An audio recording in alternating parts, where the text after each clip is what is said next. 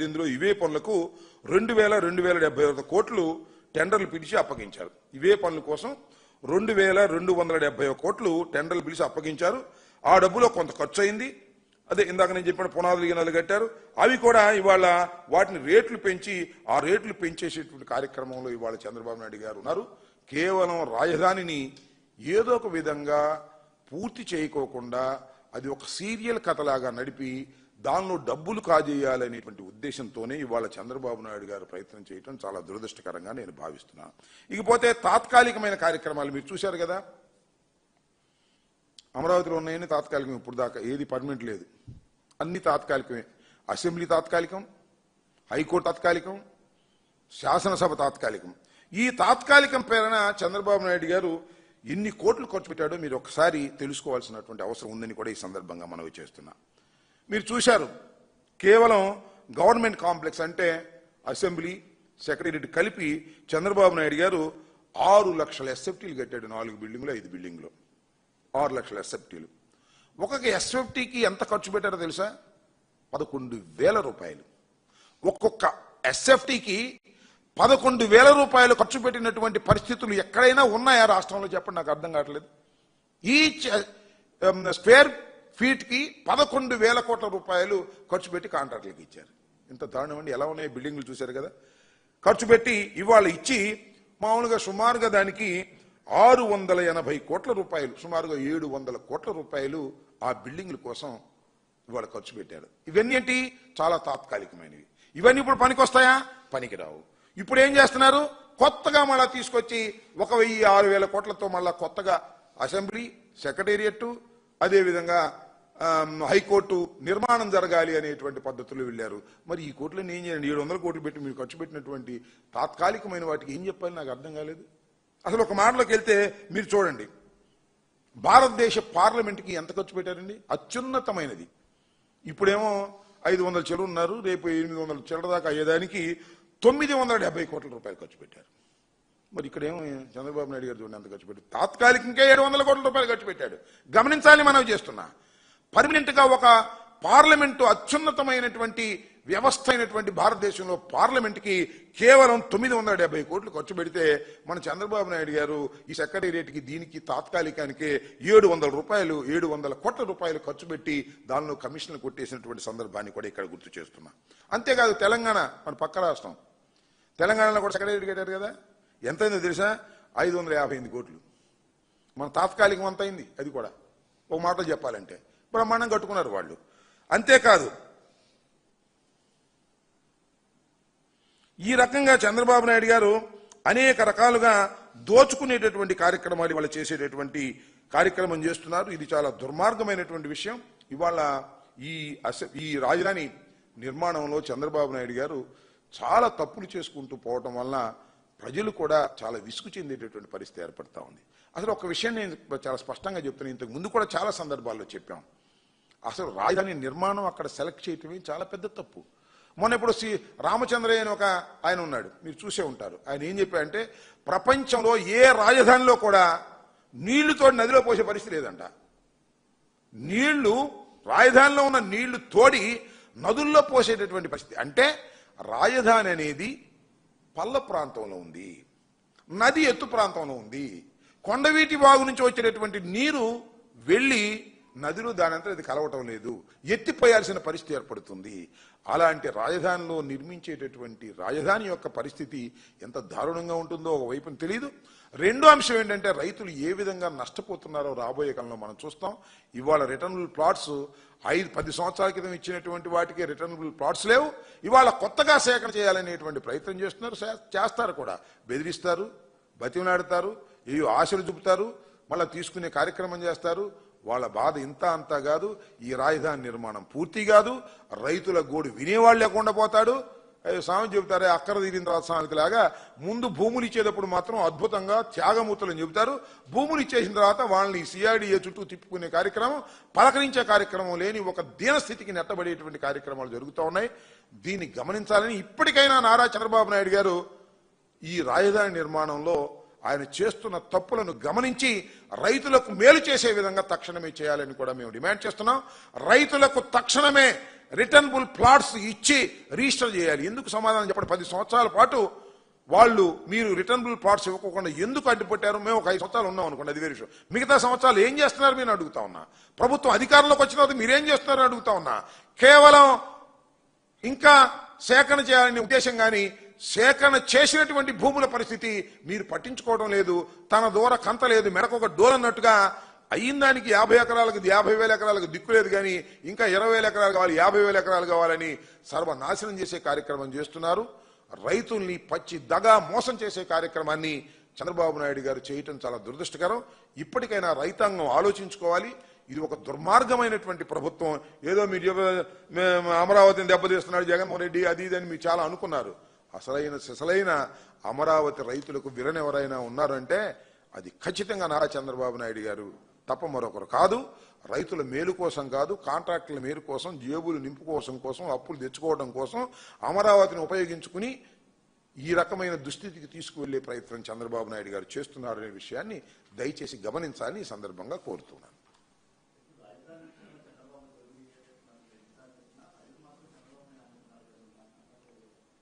చంద్రబాబు నాయుడు నమ్ముతున్నారని ఎట్లా చెప్తావు? నమ్ముతున్నారని మనం చూసావు కదా. రైతులు ఏమన్నారు? మా సిఆర్డీఏకి వెళ్తే మనం పలకరించేవాళ్ళు రైతులు లబ్బోదివ్వమన్నారు. నేను చెప్పిన మాట కూడా కాదు, లేకపోతే మా ఛానల్ చెప్పిన మాటలు కూడా కాదు, వాళ్ళ పేపర్లే రాశాయి. రైతులు లబ్బోదివ్వమంటారు కదా. ఎవరు ఆ రైతులు? పొలాలు ఇచ్చిన రైతులు. చంద్రబాబు నాయుడు గారు ఎన్నికలకు ముందు చెబితే భాష అంటే త్యాగధనులు. ఇవాళ ఏం త్యాగధనులు అయ్యారు? సిఆర్డీఏ చుట్టూ తిరుగుతుంటే దిక్కుముక్కు లేదు, అయ్యా మమ్మల్ని పట్టించుకునేవాళ్ళు లేడు, తర్వాత ఆయన పోండే అంటున్నారంట. అడుక్కోవడానికి వెళ్తే తర్వాత పోమంటా ఆ రకంగా రైతులను చూస్తున్నారు. ఇది నేను చెబుతున్న మాట కాదే, నా ఆరోపణ కాదే, రైతులే మాట్లాడారే. అసలు నాకు తెలియగలుగుతానండి, 10 సంవత్సరాల క్రితం నీ మాట నమ్మి నీకు భూములు ఇస్తే రిటర్నబుల్ ప్లాట్స్ ఇంతవరకు నువ్వు ఎందుకు ఇవ్వలేదు, ఎందుకు చూపించలేదు, ఎందుకు రిజిస్టర్ చేయలేదు? ఈ రిటర్నబుల్ ప్లాట్స్ ఇవ్వకుండానే మనం నువ్వు ఇంకా బలం, ఇంకా భూములే ఉండంటే ఏంటి నాకు అర్థం కాలేదు. ఇంతవరకు ఎప్పుడైనా చెప్పావా 50,000 ఎకరాలు చాలో ఇంకా కావాలని చెప్పావా ఎప్పుడన్నా? నీ మొత్తం కాలంలో ప్రజల్లోకి వెళ్ళి చెప్పావా? ఎన్నికల్లో చెప్పావా? ఈ 50,000 ఎకరాలు చాలవంట. ఒకవేళ మీరు 50,000 ఎకరాలతో సర్దుకున్నారా ఇది మున్సిపాలిటీ అయిపోద్ది. బెదిరింపు, బ్లాక్మెయిల్. ఈగిపోతే మీరు భూములు ఇది మున్సిపాలిటీ అయిపోద్ది. ఎందుకు పైన రాకుండా పోతారు? ప్లాట్లు ఇచ్చారు కదా, రేట్లు తర్వాత మీ ఇష్టం.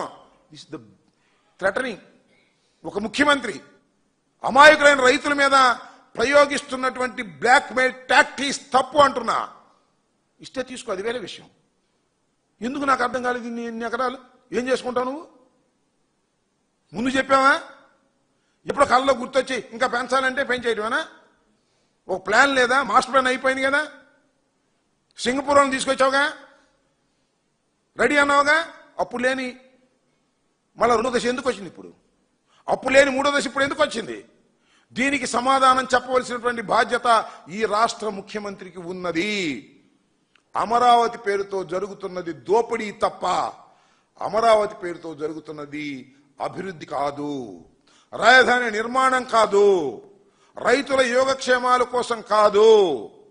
రైతుల్ని దగా చేస్తున్నారు, రైతుల్ని మోసం చేస్తున్నారు అనేదే మేము చెప్పదలుచుకుంది. దీనిలో వాస్తవాలు ఉన్నాయో లేదో గమనించమని అడుగుతా ఉన్నా. తాత్కాలిక రాజధానం, మరి తాత్కాలికమైన అసెంబ్లీ, తాత్కాలికమైనటువంటి సెక్రటేరియట్, తాత్కాలికమైన హైకోర్టు అని ఖర్చు పెట్టి మళ్ళానేమో పర్మనెంట్ అని చెప్పి మళ్ళీ అంతకన్నా ఎక్కువ ఖర్చు పెట్టి ఏం చేయాలి? అన్ని ప్రజల సొమ్ము బూడిదలో పోస్తావా? అప్పులు తీసుకొస్తావా? అంత అవసరమా ఈ రాష్ట్రానికి? పార్లమెంట్ కన్నా ఎక్కువ ఖర్చు పెట్టాల్సిన అవసరం ఉందా అసెంబ్లీకి, సెక్రటేరియట్కి? తెలంగాణ కన్నా ఎక్కువ ఖర్చు పెట్టాల్సిన అవసరం ఉందా అసెంబ్లీకి, సెక్రటేరియట్కి? అది కూడా అప్పు చేశా. మన దండిగా డబ్బులుంటే అట్టా ఖర్చు పెట్టచ్చు. బర్లా అప్పు చేసి వాడి దగ్గర అడుక్కొచ్చి, వీడి దగ్గర అడుక్కొచ్చి, వడ్డీలు అడుక్కొచ్చి అవన్నీ ఖర్చు పెట్టి దానిలో కమిషన్లు 50% కొట్టేసి అలా తెలియగొడతానండి. 11,000 పెట్టి స్క్వేర్ ఫీట్ కట్టినటువంటి ముఖమేనా సెక్రటేరియట్? మేము చూసాంగా, అసెంబ్లీ కూడా మేము చూసాంగా. 11,000 ఒక్కొక్క స్క్వేర్ ఫీటు. ఎంత కొట్టేసావు నువ్వు నీ అబ్బాయి కలిపి? తెలియదా జనానికి?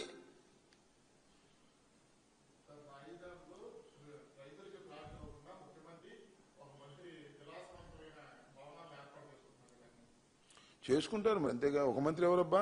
ముఖ్యమంత్రి కట్టుకుంటున్నాడు ఇల్లు. నారాయణ గారు ఇల్లు కట్టుకుంటాడు, ముఖ్యమంత్రి గారు ఇల్లు కట్టుకుంటారు అద్భుతంగా. జగన్మోహన్ రెడ్డి గారిని ప్యాలెస్ అంటారు. రేపు చూడండి వాళ్ళు ఎంతంత ప్యాలెస్ కడతారు. ఇక్కడ ఈయన కూడా కడుతున్నాడు, చూశారుగా మీరు. ఎవరు? ఉప ముఖ్యమంత్రి గారు పెద్ద గోడ కడుతున్నాడు, చూశారా మీరు? ఇప్పుడున్నా చూడనట్టు పోతున్నాడు రోడ్డు అన్నమాట. ప్రభుత్వం ఇద్దప్పుడు అన్ని కట్టేస్తున్నారు. నారాయణ గారు ఇల్లు కట్టేస్తాడు, చంద్రబాబు నాయుడు గారు ఇల్లు కట్టేస్తాడు. ఎన్ని ఎకరాలు చంద్రబాబు నాయుడు ఉంది? 5 ఎకరాలు. ఇదేమో తాడేపల్లి ప్యాలెస్ అన్నారు. మరి ఎట్లా ఉంటుందో చూద్దాం. ఇది కొట్టేస్తున్నారు. మరి మన డిప్యూటీ సీఎం గారు పెద్ద గోడ ఎలుగుతుంది అక్కడ. అధికారం ఇంతప్పుడు అన్నీ లేచిపోతాయి. ప్లాట్లు మాత్రం ఇవ్వరు. రైతులు తాము పండించుకుంటున్నటువంటి భూములు ఎకరం 2 ఎకరాలు ఇస్తే రిటర్నబుల్ ప్లాట్స్ ఇస్తామని చెప్పి మోసం చేయటం కాదా? 10 సంవత్సరాలు నాకు ఇవ్వలేదే. నువ్వు ఆలోచించుకో. నీకే 1 ఎకరం భూమిని ఇచ్చావనుకో, రిటర్నబుల్ ప్లాట్ ఇంతవరకు ఇవ్వలేదనుకో, ఎంత బాధపడతాడు వాడి జీవితం. ఏం కావాలి?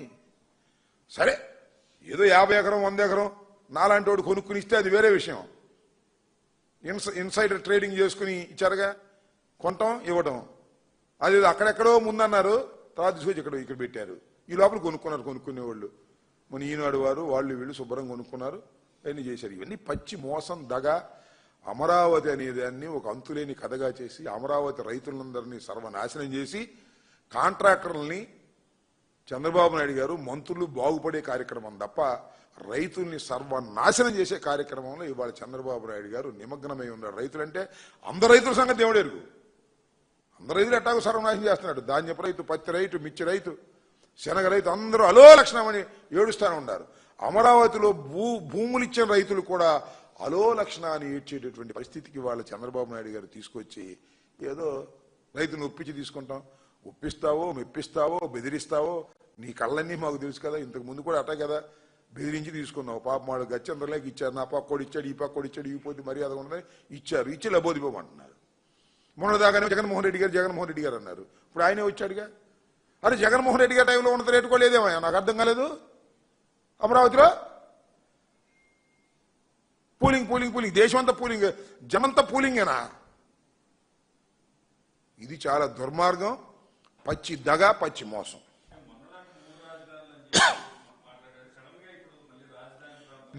మేము 3 రాజధానులని మాట్లాడిన మాట నిజం, దీనిలో ఏమి సందేహం లేదు కదా. చంద్రబాబు నాయుడు గారు 1 రాజధాని అని మాట్లాడిన మాట నిజం. ఆయన వచ్చాడు అధికారంలోకి, 1 రాజధాని చేస్తున్న వ్యవహారం మీద మేము చెబుతున్నాం. మేము 3 రాజధాని చేయమంటలేదు చంద్రబాబుని. ఆయన 1 రాజధాని అని చెప్పాడు. ఈ రాజధాని అద్భుతం అన్నాడు. ప్రపంచంలోనే ప్రపంచ స్థాయి రాజధాని అన్నాడు. మా కర్మ కాకపోతే ఆంధ్రప్రదేశ్కి ప్రపంచ స్థాయి రాజధాని ఎందుకయ్యా స్వామి? అంటే ఢిల్లీ కన్నా పెద్ద రాజధాని అనమాట, అంతేగా. ఏంటో అంత గొప్ప మనం, నాకు అర్థం కాలేదు. అది తినడానికి తిండి లేదు, మీసాలకు సంపేంగ నూనెని, రైతులకు గిట్టుబాటు ధర లేదు, సంక్షేమ కార్యక్రమం అమలు చేసే శక్తి లేదు. రాజధాని సింగపూర్ లాంటి రాజధాని, యూకే లాంటి రాజధాని, లండన్ లాంటి రాజధాని. ఎందుకంటే మనకి నెత్తినేసి కొట్టుకోనా? నాకు అర్థం కాలేదు. ఏం చేసుకుంటాం? లండన్ లాంటి రాజధాని, సింగపూర్ లాంటి రాజధాని.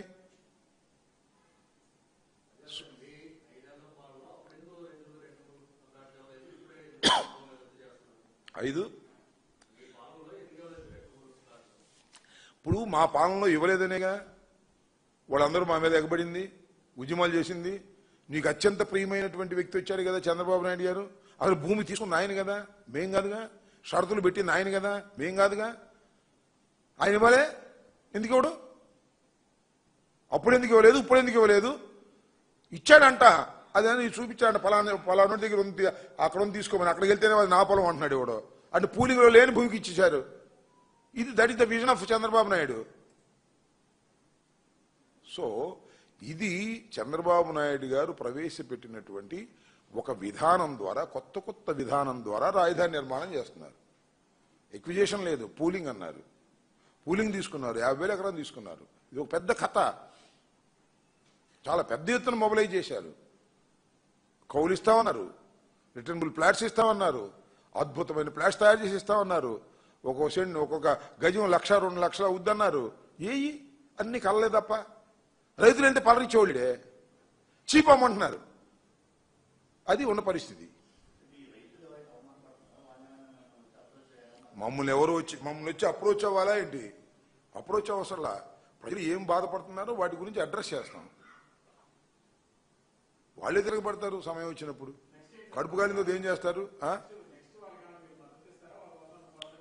ఇప్పుడు అసలు వాళ్ళు ఇంతవరకు పోరాటం మొదలెట్టలేదు కదా, వాళ్ళు అసంతృప్తి వ్యక్తం చేస్తున్నారు. వాళ్ళకి మేము జరిగినటువంటి అన్యాయం గురించి మేము చెబుతున్నాం. చంద్రబాబు ఇది చీటర్, చంద్రబాబు మిమ్మల్ని మోసం చేస్తాడని నమ్మరు వాళ్ళు. ఇప్పుడు నిదానంగా నమ్ముతారు. తొందర ఏముంది? ఏంటిదని నాకు అర్థం కాల. తాత్కాలికమైన రాజధాని అని అదేని ఇదని 11,000 రూపాయలు స్క్వేర్ ఫీట్ కట్టి డబ్బులు కాజేసే కార్యక్రమం.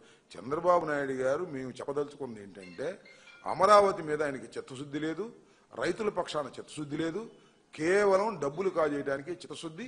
సెల్ఫ్ ఫైనాన్స్ సిటీ అని చెప్పి అప్పులు తీసుకొచ్చి కోట్ల రూపాయలు ఖర్చు పెట్టి డబ్బులు చేసుకుంటున్నాడు అనేది మా ఆరోపణ. ప్రజలు అర్థం చేసుకుంటారు, వాళ్లే అవసరమైనప్పుడు తిరగబడతారు. మా మద్దతు అయినప్పుడు ఇస్తాం, that is a different matter. ముందు కానివ్వండి, ఏం జరుగుతుందో. ఇప్పుడు జరుగుతున్నటువంటి విధానాన్ని చెప్పవలసినటువంటి బాధ్యత, ప్రభుత్వం మీద ఒత్తిడి తీసుకురావాల్సినటువంటి బాధ్యత ఒక అపోజిషన్గా, ప్రత్యర్థి రాజకీయ పార్టీగా మాకుందని భావించి రైతుల పక్షాన గొంతెత్తి చెబుతున్నాం. అది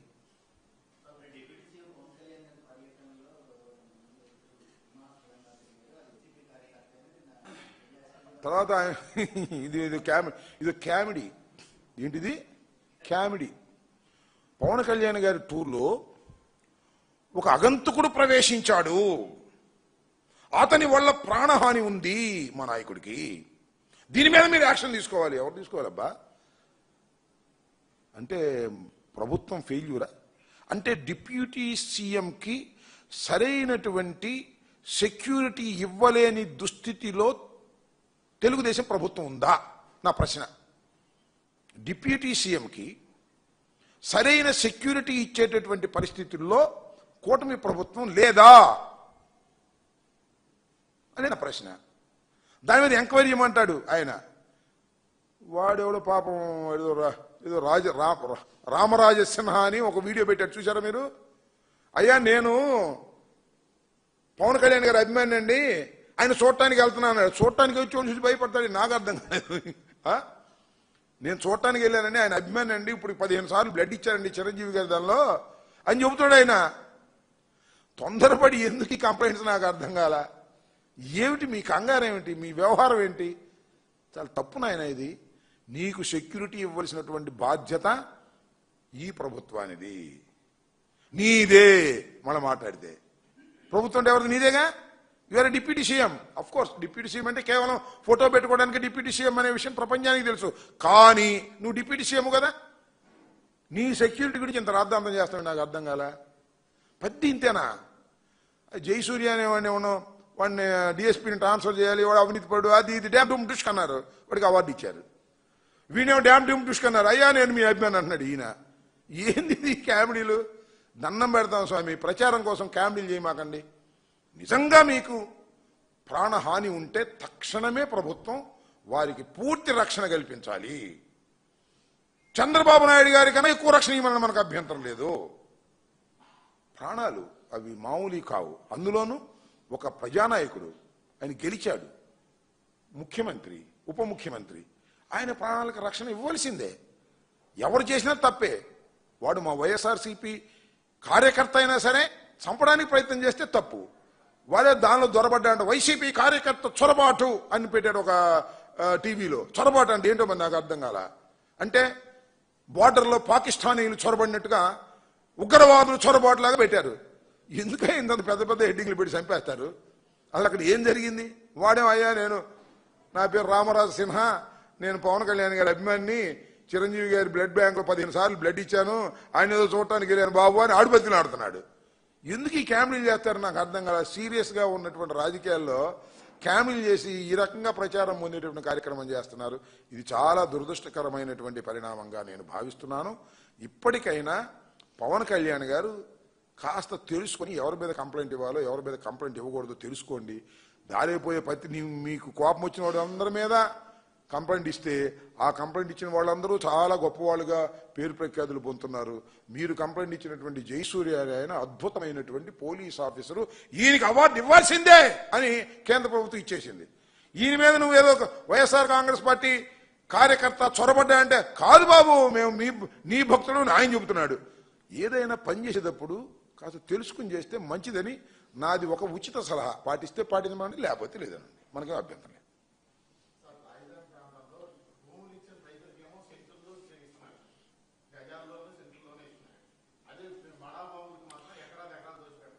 అదేనండి కాకుల్ని కొట్టి గెద్దలుగా పెట్టమంటే, కాకుల్ని కొట్టి గెద్దలుగా పెట్టమంటే అదే. చిన్న చిన్న రైతుల్ని కొట్టి పెద్ద పెద్ద కమిషన్లు ఇచ్చే వాళ్ళకి భూములు ఇచ్చి కమిషన్లు కొట్టేటువంటి అది చంద్రబాబుకు తెలిసిన విద్య. కాకుల్ని కొట్టి గెద్దలకు పెట్టేటటువంటి కార్యక్రమంలో ఇవాళ రాజధాని వ్యవహారం ఉంది. ఇది విషయం.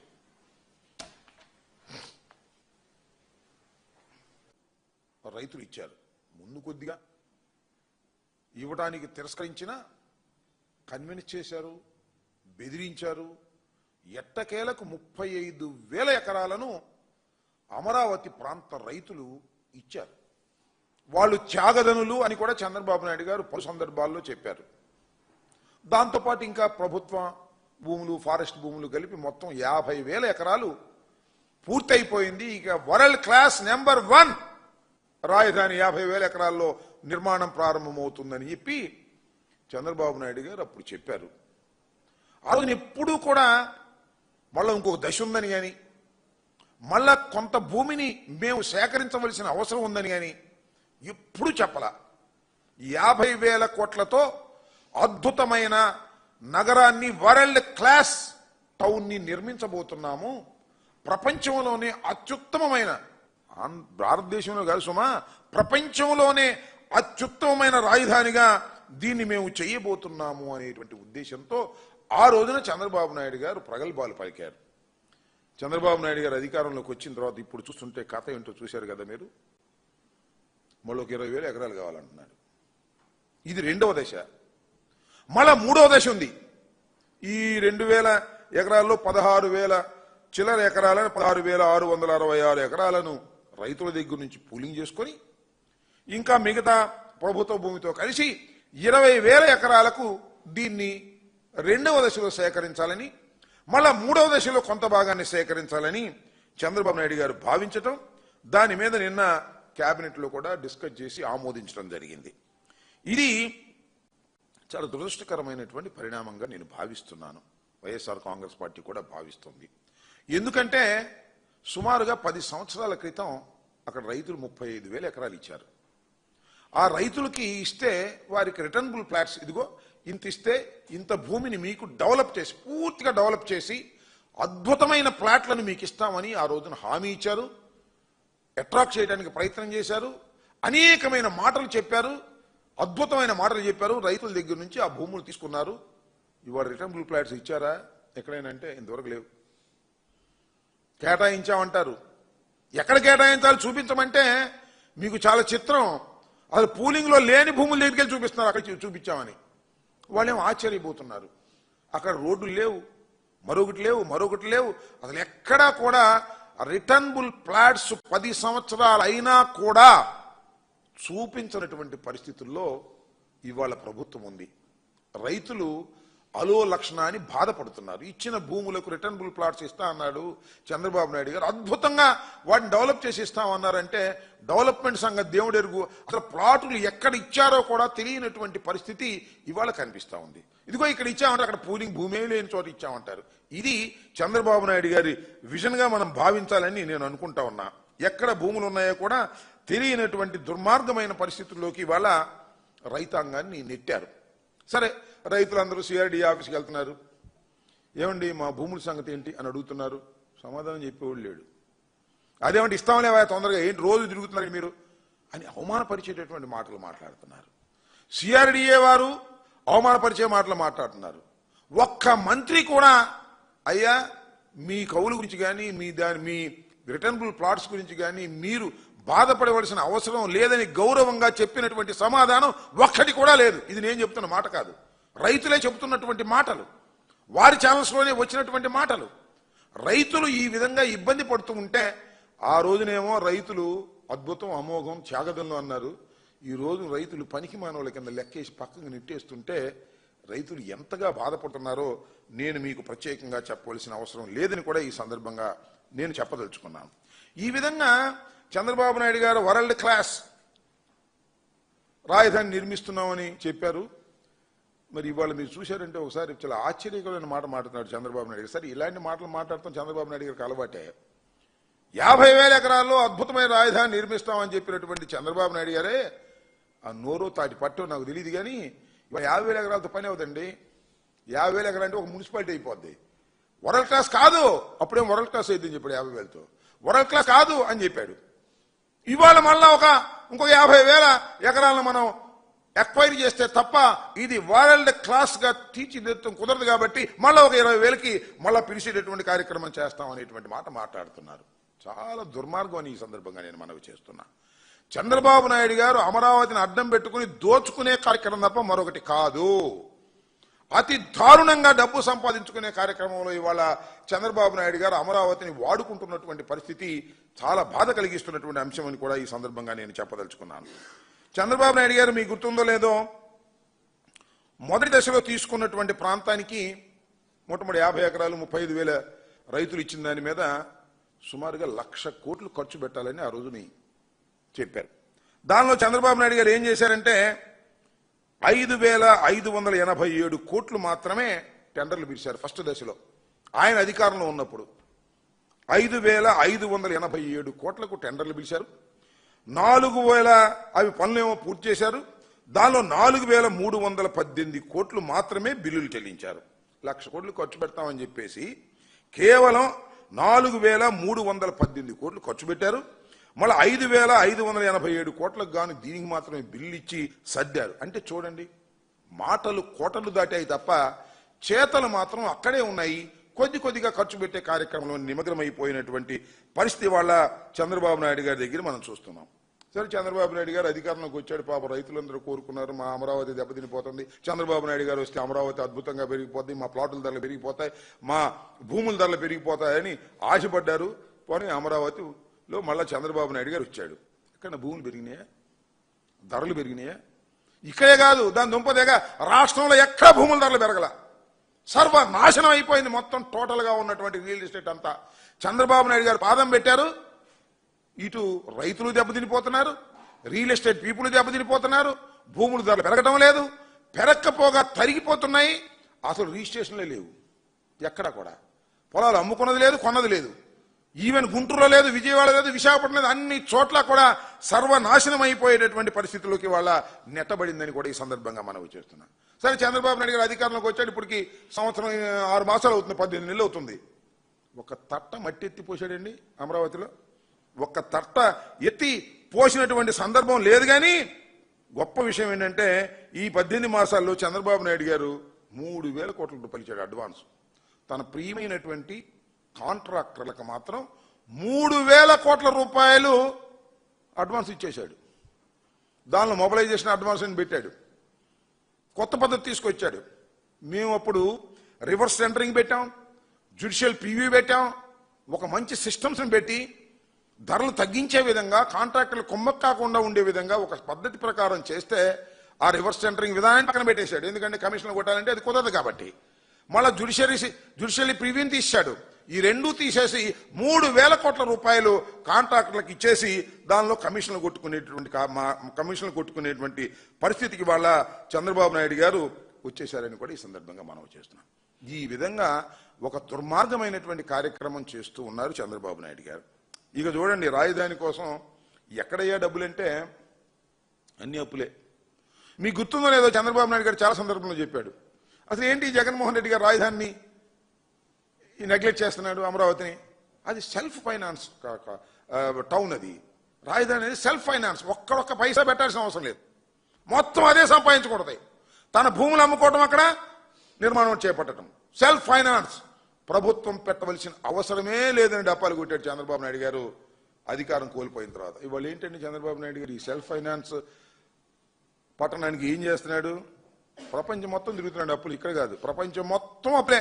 ఎక్కడ అప్పు జరిగితే అక్కడ పట్టుకొచ్చి రావాలనేటువంటి పద్ధతుల్లో ఇవాళ అప్పుల కోసం ప్రపంచం మొత్తం తిరుగుతున్నటువంటి ప్రభుత్వం ఇది.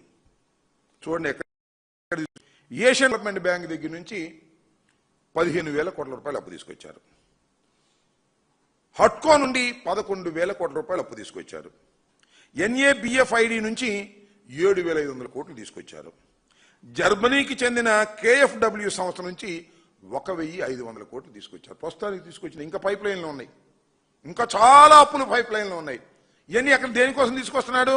చంద్రబాబు నాయుడు గారు చెప్పాడే సెల్ఫ్ ఫైనాన్స్ పట్టణం అని చెప్పినటువంటి అమరావతి నిర్మాణం కోసం ఇన్ని అప్పులు తీసుకొచ్చి 3,000 కోట్ల రూపాయల కాంట్రాక్టులకి మొబిలైజేషన్ అడ్వాన్స్ ఇచ్చి దానిలో కమిషన్ తీసుకునే కార్యక్రమం, రేట్లన్నీ పెంచేసేటటువంటి కార్యక్రమం ఇవాళ చంద్రబాబు నాయుడు గారు చేసేటటువంటి ప్రయత్నం చేస్తున్నారు. దోపిడీ తప్ప రెండోది లేదు. అప్పు తీసుకురావడం, దానిలో బాబు కొడుకులు ఇద్దరు కొట్టేయడం, ఖర్చు పెట్టడం, దానిలోంచి కొట్టేయడం, పనులు మాత్రం అక్కడ ఏం కనపడినటువంటి పరిస్థితులు ఇవాళ ఉన్నాయనేది కూడా ఈ సందర్భంగా నేను చెప్పదలుచుకున్నాను. ఒకసారి వెనక్కి వెళ్తే 2019కి పూర్వం చంద్రబాబు నాయుడు గారు అధికారంలో ఉన్నప్పుడు ఎన్ని టెండర్లు పిలిచాడంటే 41,170 కోట్లతో టెండర్లు ఖరారు చేశాడు. అప్పటి రేట్ల ప్రకారం ఖరారు చేశాడు. ఆ రేట్ల ప్రకారం ఖరారు చేస్తే కాంట్రాక్టర్ సిండికేట్ అయ్యారు. సిండికేట్ అయితే ఇందులో కేవలం 5,587 కోట్లు మాత్రం ఖర్చు చేశారు.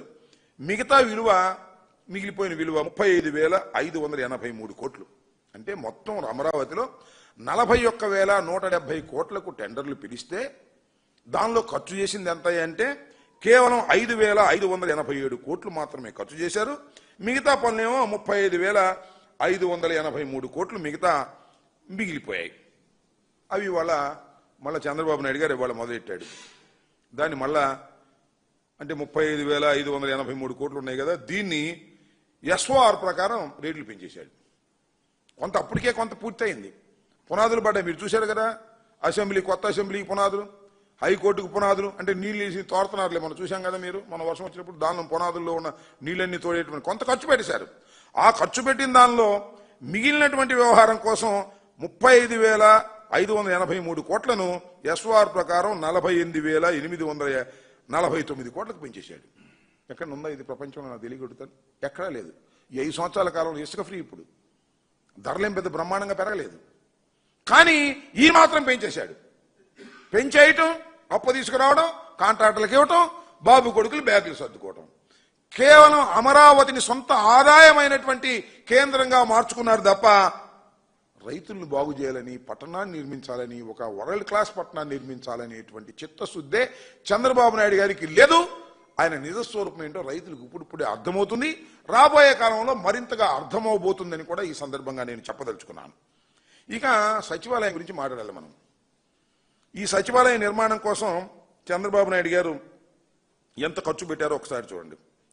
నిర్మాణం కోసం 4,689 కోట్లు చంద్రబాబు నాయుడు గారు 2018లో ఇవే పనులకు 2,271 కోట్లు టెండర్లు పిలిచి అప్పగించారు. ఇవే పనుల కోసం 2,271 కోట్లు టెండర్లు పిలిచి అప్పగించారు. ఆ డబ్బులో కొంత ఖర్చు అయింది. అదే ఇందాక నేను చెప్పిన పునాదులు గినాలు కట్టారు. అవి కూడా ఇవాళ వాటిని రేట్లు పెంచి ఆ రేట్లు పెంచేసేటువంటి కార్యక్రమంలో ఇవాళ చంద్రబాబు నాయుడు గారు ఉన్నారు. కేవలం రాజధానిని ఏదో ఒక విధంగా పూర్తి చేయకోకుండా అది ఒక సీరియల్ కథలాగా నడిపి దానిలో డబ్బులు కాజేయాలనేటువంటి ఉద్దేశంతోనే ఇవాళ చంద్రబాబు నాయుడు గారు ప్రయత్నం చేయడం చాలా దురదృష్టకరంగా నేను భావిస్తున్నాను. ఇకపోతే తాత్కాలికమైన కార్యక్రమాలు మీరు చూశారు కదా, అమరావతిలో ఉన్నాయని తాత్కాలికం. ఇప్పుడు దాకా ఏది పర్మనెంట్ లేదు, అన్ని తాత్కాలికమే. అసెంబ్లీ తాత్కాలికం, హైకోర్టు తాత్కాలికం, శాసనసభ తాత్కాలికం.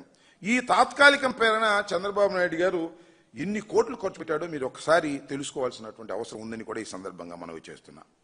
మీరు చూశారు, కేవలం గవర్నమెంట్ కాంప్లెక్స్ అంటే అసెంబ్లీ, సెక్రటేరియట్ కలిపి చంద్రబాబు నాయుడు గారు 6 లక్షల ఎస్ఎఫ్టీలు కట్టాడు. 4 బిల్డింగులు 5 బిల్డింగులు 6 లక్షల ఎస్ఎఫ్టీలు. ఒక్కొక్క ఎస్ఎఫ్టీకి ఎంత ఖర్చు పెట్టారో తెలుసా? 11,000 రూపాయలు. ఒక్కొక్క ఎస్ఎఫ్టీకి 11,000 రూపాయలు ఖర్చు పెట్టినటువంటి పరిస్థితులు ఎక్కడైనా ఉన్నాయా రాష్ట్రంలో? చెప్పండి, నాకు అర్థం కావట్లేదు. ఈ స్క్వేర్ ఫీట్ కి 11,000 కోట్ల రూపాయలు ఖర్చు పెట్టి కాంట్రాక్టులకు ఇచ్చారు. ఇంత దారుణం అండి. ఎలా ఉన్నాయి బిల్డింగ్లు చూశారు కదా. ఖర్చు పెట్టి ఇవాళ ఇచ్చి మామూలుగా సుమారుగా దానికి 680 కోట్ల రూపాయలు, సుమారుగా 700 కోట్ల రూపాయలు ఆ బిల్డింగ్ల కోసం ఇవాళ ఖర్చు పెట్టారు. ఇవన్నీ ఏంటి? చాలా తాత్కాలికమైనవి. ఇవన్నీ ఇప్పుడు పనికొస్తాయా? పనికిరావు. ఇప్పుడు ఏం చేస్తున్నారు? కొత్తగా మళ్ళా తీసుకొచ్చి 1,6,000 కోట్లతో మళ్ళా కొత్తగా అసెంబ్లీ, సెక్రటేరియట్, అదేవిధంగా హైకోర్టు నిర్మాణం జరగాలి అనేటువంటి పద్ధతులు వెళ్ళారు. మరి ఈ కోర్టులను ఏం చేయండి? 700 కోట్లు పెట్టి మీరు ఖర్చు పెట్టినటువంటి తాత్కాలికమైన వాటికి ఏం చెప్పాలి నాకు అర్థం కాలేదు. అసలు ఒక మాటలోకి వెళ్తే మీరు చూడండి, భారతదేశ పార్లమెంట్కి ఎంత ఖర్చు పెట్టారండి? అత్యున్నతమైనది. ఇప్పుడేమో 500 చిల్లర ఉన్నారు, రేపు 800 చిల్లర దాకా అయ్యేదానికి 970 కోట్ల రూపాయలు ఖర్చు పెట్టారు. మరి ఇక్కడేమో చంద్రబాబు నాయుడు గారు చూడండి ఎంత ఖర్చు పెట్టారు. తాత్కాలికంగా 700 కోట్ల రూపాయలు ఖర్చు పెట్టాడు. గమనించాలని మనం చేస్తున్నా.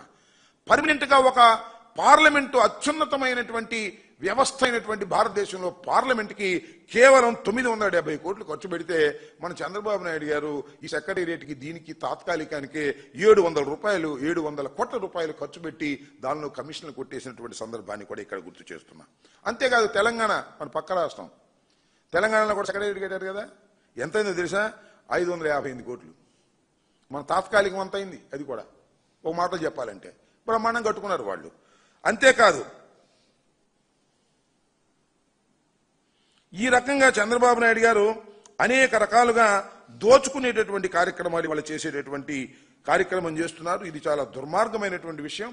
ఇవాళ ఈ రాజధాని నిర్మాణంలో చంద్రబాబు నాయుడు గారు చాలా తప్పులు చేసుకుంటూ పోవటం వల్ల ప్రజలు కూడా చాలా విసుగు చెందేటటువంటి పరిస్థితి ఏర్పడతా ఉంది. అసలు ఒక విషయం నేను చాలా స్పష్టంగా చెప్తున్నాను, ఇంతకు ముందు కూడా చాలా సందర్భాల్లో చెప్పాం. అసలు రాజధాని నిర్మాణం అక్కడ సెలెక్ట్ చేయటమే చాలా పెద్ద తప్పు. మొన్న ఇప్పుడు రామచంద్రయ్య అని ఒక ఆయన ఉన్నాడు, మీరు చూసే ఉంటారు. ఆయన ఏం చెప్పారంటే ప్రపంచంలో ఏ రాజధానిలో కూడా నీళ్లుతో నదిలో పోసే పరిస్థితి లేదంట.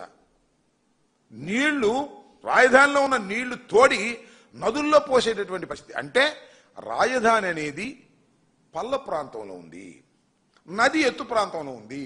కొండవీటి వాగు నుంచి వచ్చేటటువంటి నీరు వెళ్ళి నదిలో దానంతా అది కలవటం లేదు, ఎత్తిపోయాల్సిన పరిస్థితి ఏర్పడుతుంది. అలాంటి రాజధానిలో నిర్మించేటటువంటి రాజధాని యొక్క పరిస్థితి ఎంత దారుణంగా ఉంటుందో ఒకవైపున తెలియదు. రెండో అంశం ఏంటంటే రైతులు ఏ విధంగా నష్టపోతున్నారో రాబోయే కాలంలో మనం చూస్తాం. ఇవాళ రిటర్నబుల్ ప్లాట్స్ 5-10 సంవత్సరాల క్రితం ఇచ్చినటువంటి వాటికి రిటర్నబుల్ ప్లాట్స్ లేవు.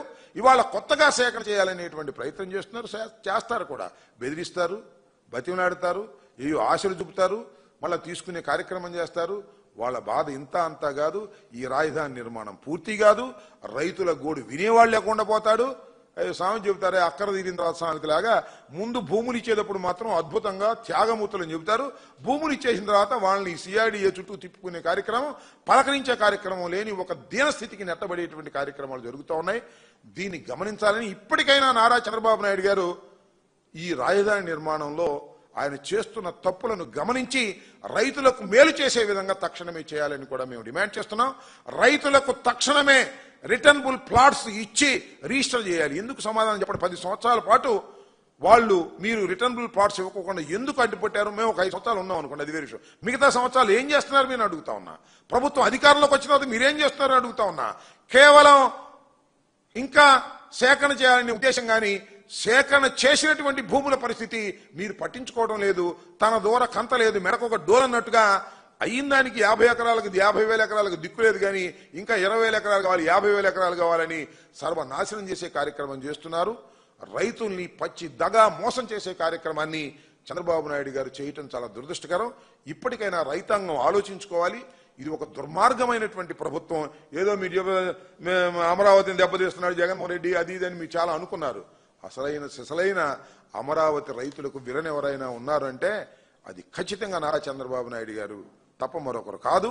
రైతుల మేలు కోసం కాదు, కాంట్రాక్టుల మేలు కోసం, జేబులు నింపుకోవడం కోసం, అప్పులు తెచ్చుకోవడం కోసం అమరావతిని ఉపయోగించుకుని ఈ రకమైన దుస్థితికి తీసుకువెళ్లే ప్రయత్నం చంద్రబాబు నాయుడు గారు చేస్తున్నారనే విషయాన్ని దయచేసి గమనించాలని ఈ సందర్భంగా కోరుతున్నాను.